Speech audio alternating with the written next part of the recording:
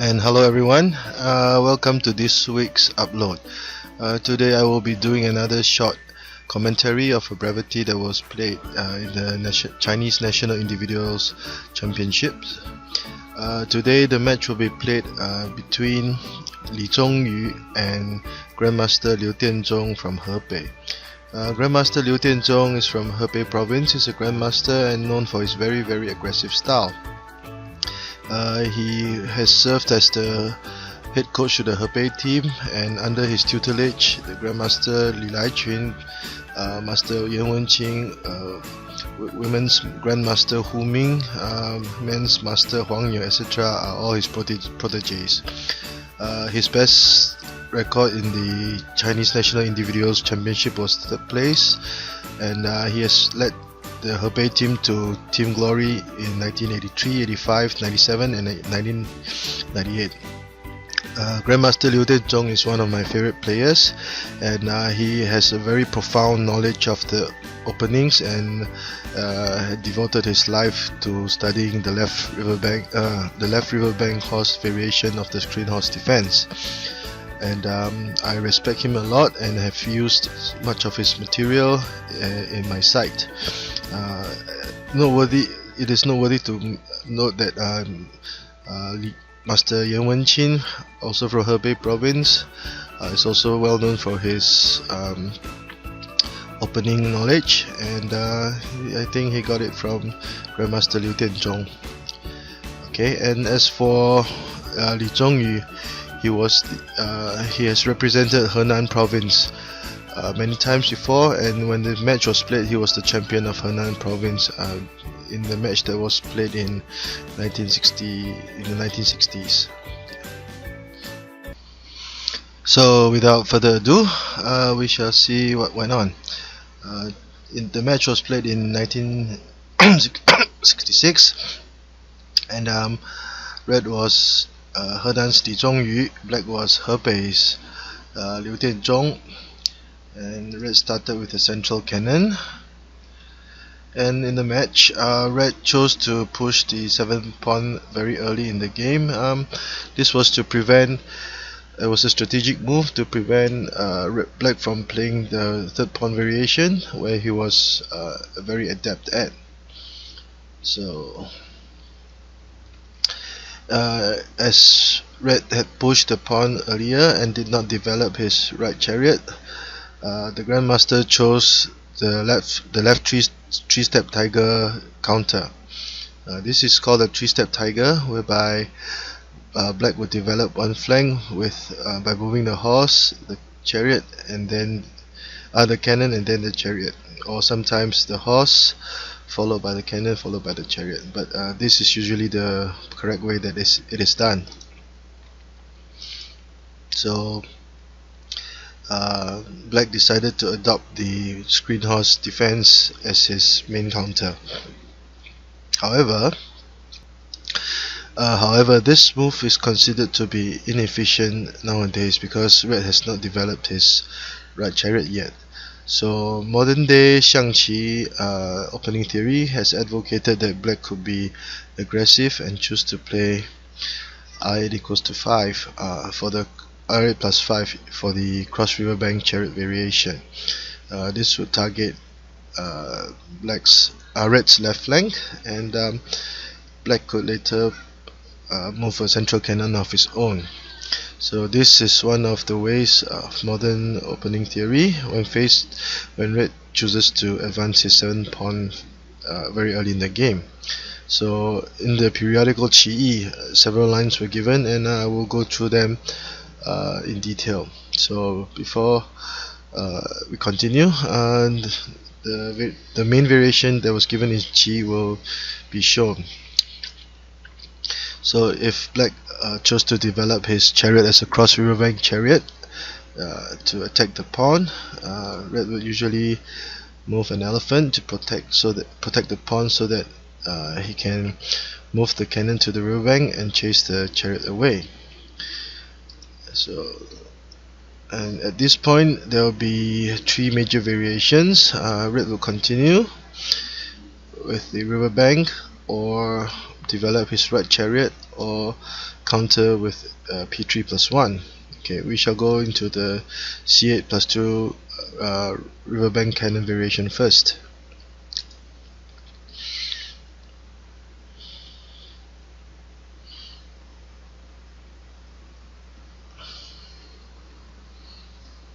Okay.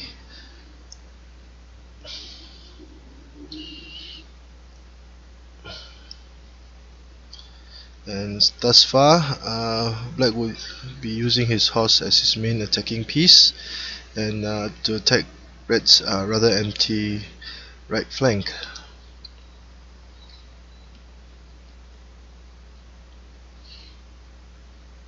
And Black would still have a very playable game. These were the moves that were actually played in the 2002 Chinese National Individual Championships.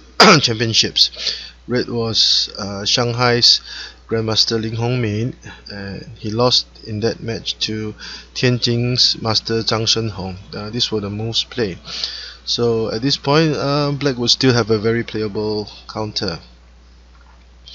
An interesting thing to note, okay, when in the main line, if Black chose to do, when Black developed his right chariot as a rank chariot, and instead of c3 equals to 5, would it have been better for Red to attack the horse immediately? The answer would be no.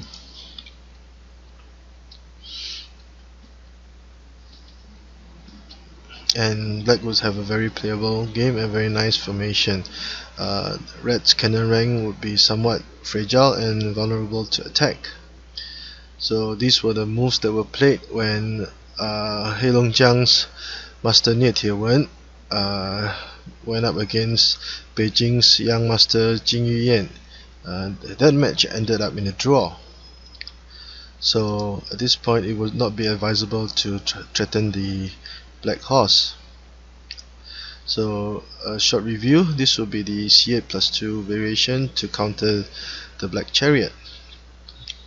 Okay, the next short variation will be Red developing his right chariot as a rank chariot.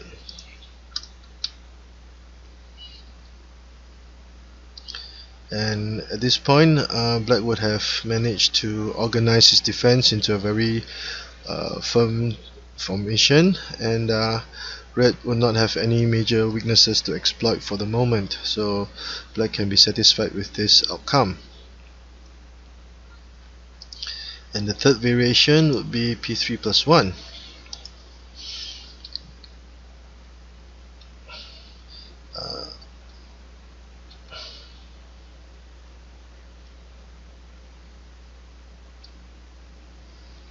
And in this situation, Black's cannon and chariot would have been applying pressure to Red's pawn rank, and this would be a satisfactory situation for Black. So that is why nowadays, instead of h2+3 also was played in the match, it was advocated that Black could be aggressive with the cross riverbank chariot variation, and it will force Red to move the elephant. A question that might be asked, and that was also brought up in the periodical, was if at this position could Red have chosen to attack from the central file, because Black's central file was not defended yet. So at this point, the advantage of not moving the Black horse would be that Black could counter with a central cannon of his own. So one of the best counters against an enemy central cannon would be a central cannon of your own. So Black could continue with either r2+6 or p7+1, and it will lead to very complicated situations, but generally speaking, this would still be a very playable game for Black. Now back to the match. Okay, this was the fourth ply for black, and he chose the screen horse formation. So red chose the double pawn rank chariot, or sorry, the double snake-headed pawn. This is called 双头蛇, 两头蛇 in Chinese, and when both pawns are pushed in this way, black's horses would have a hard time being developed, and black would usually have to find a way to mobilize his other chariot to counter and negate the effects of delayed development of his horses. So this is what the Grandmaster did precisely, and at this point it would not be advisable to move this chariot to the riverbank, because red will immediately try to trade chariots, and black would be placed in the dilemma. So if black accepted the trade,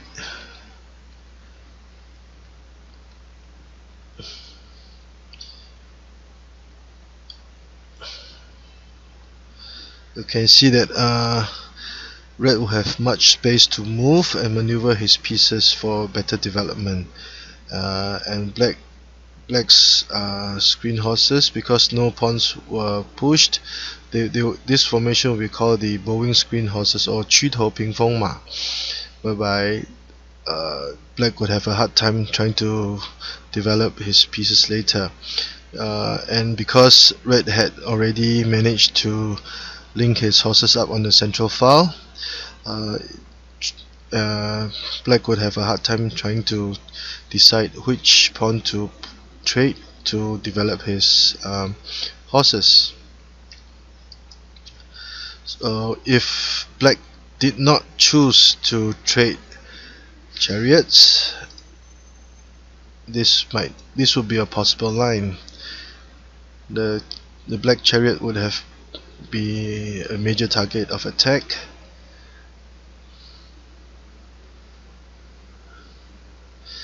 and red would have gained some initiative and be slightly better, because the number of effective moves that red has made would be much more than the number of moves that black has made, and the space available for development would be in favor for red.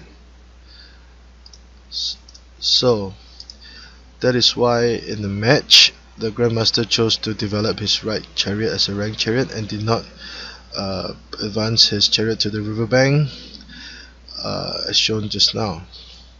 And red continued with the 5-9 cannons, and the Grandmaster chose a direct no-nonsense approach to the match.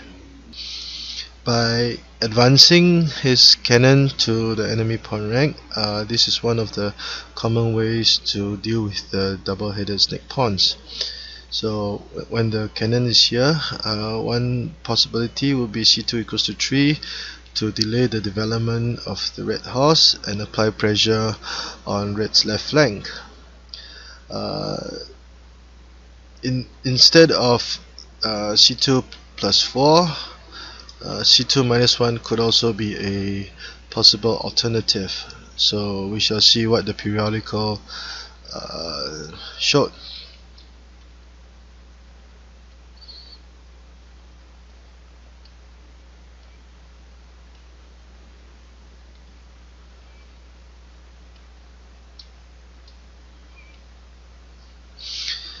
And in this situation, it will be rather equal.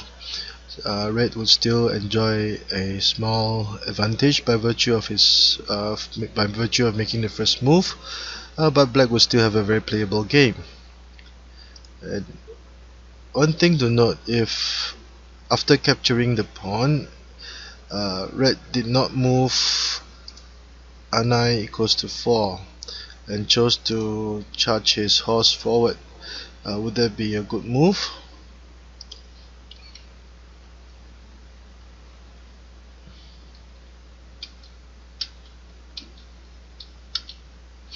And this would be a very drawish situation. These were the moves that were indeed played in a match between Grandmaster Li Laiqun when he took on Guangdong's Deng Songhong in 1983, and that match ended in a draw because too much material was traded too early and there was no significant advantage for either side. So to keep things complicated, developing the chariot in this variation would be critical. So back to the match. In the match, c2 plus 4 was played as Grandmaster Liu Dianzhong was known for his no-nonsense and very practical approach to the match. So Red developed his chariot as planned, and Black added some pressure on Red's left flank. Red continued with h3 plus 4, and in post-mortem analysis, this move was criticized as Red was too brash in playing this move. The main motive for playing this move was that Red could attack the riverbank with h4 plus 6 later to chase away the cannon and also add pressure on Black's right flank. But at this point, a better move would be p5 plus 1 for an attack along the central file. So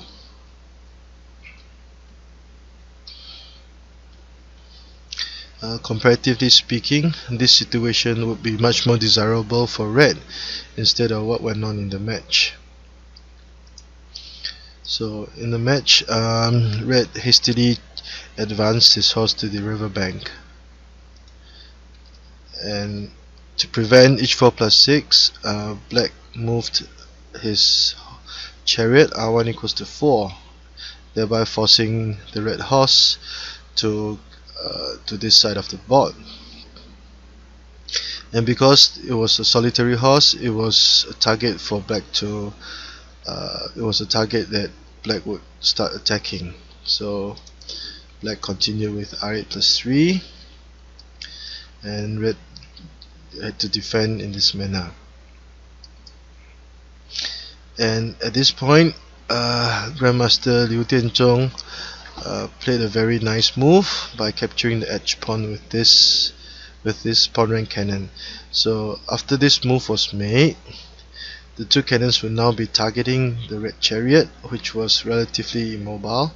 It could not be developed as a foul chariot because of the black chariot, and if the chariot moved away, this flank would be empty and Black would be ready to pounce on the chance. So with the cannons now in place, this cannon can be used to make discovered attacks and gain some momentum for Black.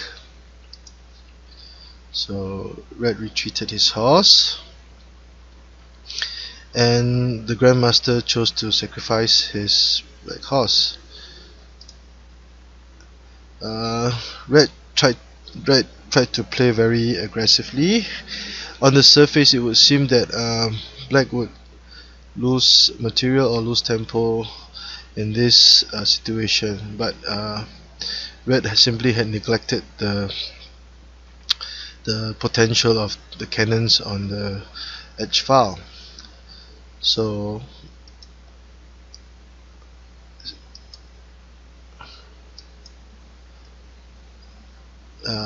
Black took the opportunity to charge his horse across the river and offer the trade of material, which Red did not want to participate in. But retreating the horse to the centroid would have its consequences, which will be seen shortly. And it was at this point that Black played a very brilliant move. Try to take a few seconds or pause the video to see if you can come up with the move that the Grandmaster played.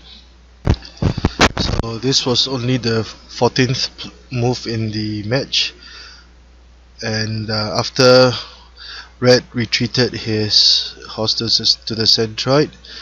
The Grandmaster suddenly played this move. He boldly sacrificed his chariot, and it was a very brilliant play. And after this move, the match will end would be over in less than 5 plies, and try to see if you can come up with what happened. Red chose to capture the sacrifice, and black checked, and this move was played to prevent capture by the black horse, because the central horse had no place to move, and if red moved any elephant or even a cannon, black would be ready for the checkmate with the horse, not forgetting that black could capture the red chariot in return. So the heaven and earth cannons are now in place, as mentioned in the tutorial on basic kills for cannons, and black tried as hard as possible to defend, and red offered another chariot sacrifice at this point, and with the horse at this position, black would be threatening with an elbow horse checkmate, which would be defended by the red horse at the moment. Red captured the black chariot, and black suddenly pulled his cannon back, and it was at this point that red decided to resign. So this was a very short brevity, because at this point black will be threatening to checkmate with a 9 goes to 5. The king cannot move because the horse was already has already guarded the intersection. The only way that red could resolve this check would be to move his horse to block the cannon, but will fall prey to the horse cannon checkmate. So that was why red resigned, and red was still left in shock as to he didn't see what had hit him in the match. So this is one good example of the aggression of Grandmaster Liu Dianzhong, and I love his games very much, and I think he used to do a series of commentaries back in the early 2000s, and I think I have some material on the board. And I thank you for watching this short video, and I hope to be able to post more about Grandmaster Liu Dianzhong over the next few months. And thank you a lot. And if you like my video, please subscribe to my channel, and hope to see you soon. Thank you.